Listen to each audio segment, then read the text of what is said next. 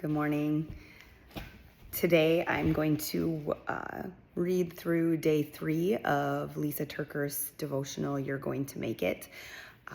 I had originally planned to start with day 1 and kind of work my way through and record a bunch of videos of these, but to be honest, I kept getting in my own way because I just feel sometimes like I have to have makeup on and, make it all YouTube pretty and whatever, because that's just how I am with overthinking and just perfection, struggles.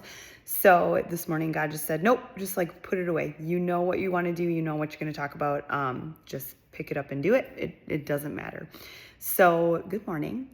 I actually last time intended to start on day 1 for some insane reason, which was truthfully nothing more than like a God thing, because it was clearly a message many of you needed to hear that day as well as myself, because it skipped me to day 30 on my Kindle for some reason. I had it all set to go and like literally started hitting record, and I had read it and didn't even realize that it was day 30 and not day 1 that it skipped me to. But I had several of you message me and say that like that was a message you needed to hear. So apparently God has plans of his own.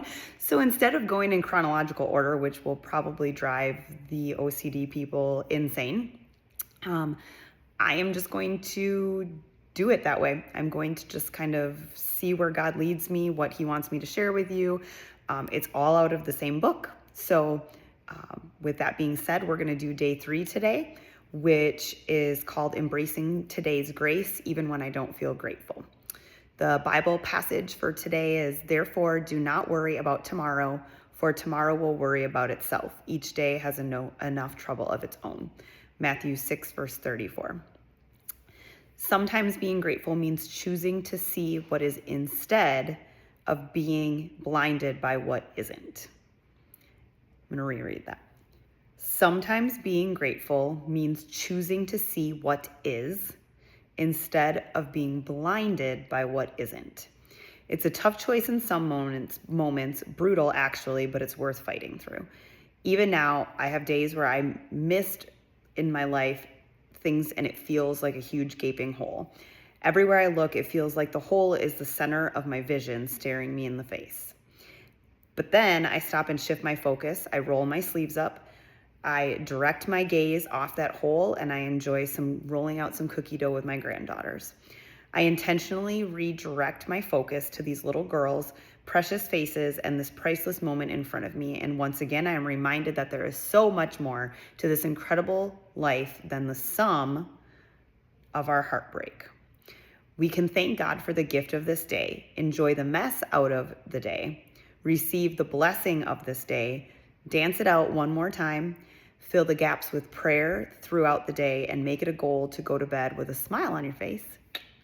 Because here is what I know. God gives us today grace.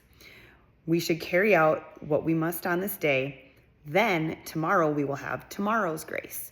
And 6 months from now, the grace for that day will greet us and help us carry the weight of that day. When I sometimes get in trouble is trying to carry today's stress with tomorrow's worry and the fear of 6 months from now, all with today's grace. That's when it feels like too much to bear. It's not that we don't want to plan for the future and be discerning about how to handle what's next responsibly. That's wise and good.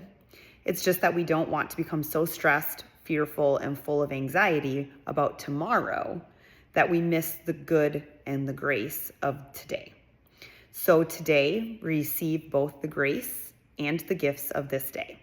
Don't miss 1 minute of its unexpected treasure and celebrate every bit of joy.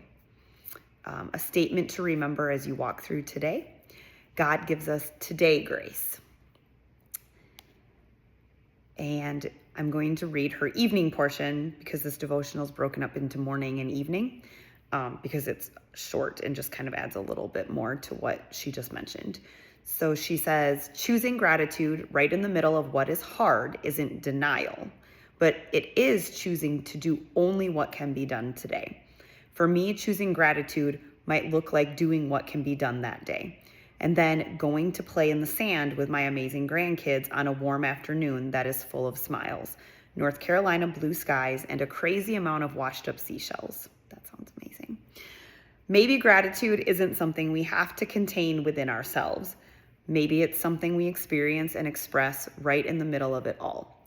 And that's what makes it sweet and salty from the sand I'm currently covered in from being the Gigi who offered to pioneer sandcastle making today. Sweet.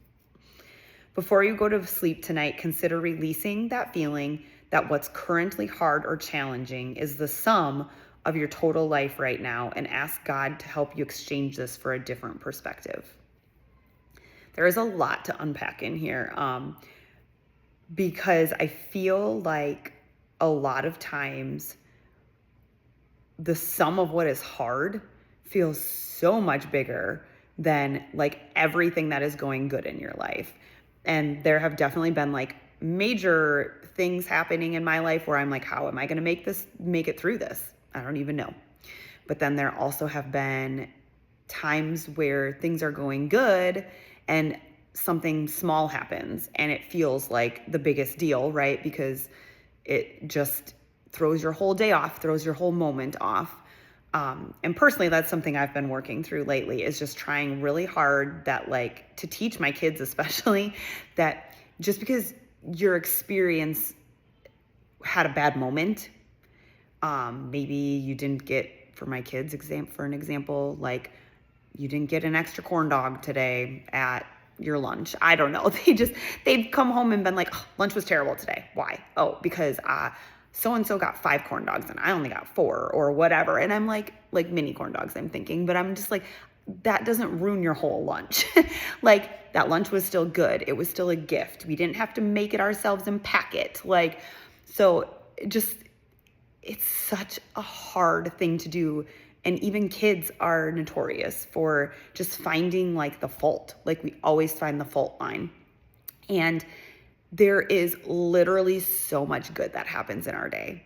Like every day. Did you make it somewhere safe today? Did you have a roof over your head? Did you have like a friend check in on you? Or did you have the ability to check in on a friend? Even social media, I'm on a break right now. I'm doing the Daniel fast. If you've never heard of it before, I highly suggest you look it up. It is not a straight up fast. It is a biblical fast with like very basic whole foods. So it's really meant to be like a spiritual mind, body, soul kind of cleanse. So anyways, I am on this fast. And it really is eye-opening as to like how dependent we are with our distractions, and social media is one of them. I am fasting from social media currently, but it's really made me realize like what a gift it is, because we are able to see into so many people's lives every day and yet not have to even interact with them, but feel like you know them and know what's going on.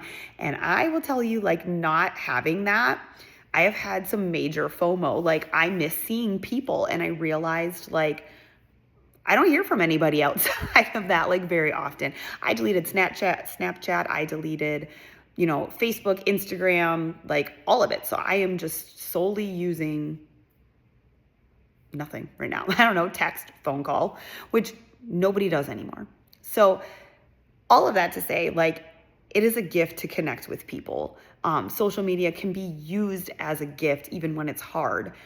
But it's really made me realize, like, with all the distractions set aside as well, how big of a gift it is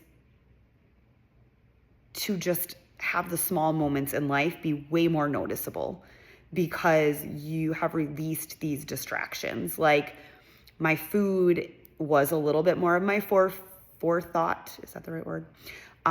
Initially, because it was like I'm cutting out refined sugars, dairy, eggs, meat. And it's just so different from what I'm eating that I was like, I'm starving. I can't just eat veggies all day. But that has like opened up a new window into me, like kind of getting back to some like real food eating that I thoroughly enjoy, that I've set aside because I'm too busy. It's just helping me though, once I've set aside the food aspect a little bit more now this week, because I am on day like 9, I think, out of 21. It is helping me to have just clearer thoughts and like really look around me and see what brings me joy and find those little moments of gratitude and not worry so much about tomorrow and what else is going on. So think about that in your own life. Like, think about like, how often are you like numbing yourself with distractions and things like that because you are so worried about tomorrow and 6 months from now, what's going to happen, and like, where is God and how is he going to make this all work out for me? It is a real thing to be like so worried about what's going to happen, especially when you are in something that is really, really hard that you're navigating through. So try to just really be mindful of that, like today's grace. God gives you today's grace. He doesn't want you to have it all figured out 24/7. He wants you to just be loved in this moment and trust that he has the next stop on your treasure hunt already planned out for you, even in the middle of your hard.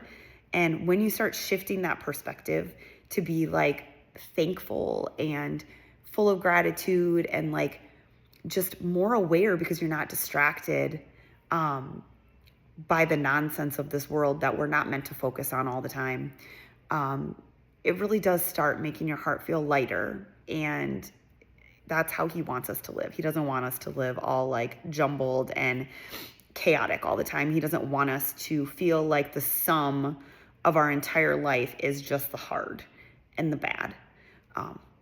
So with that, I will leave you with a prayer and release you to a beautiful day, one where I hope you notice the small moments. You carry today's grace only, and it is not full of the sum of the hard that you're experiencing.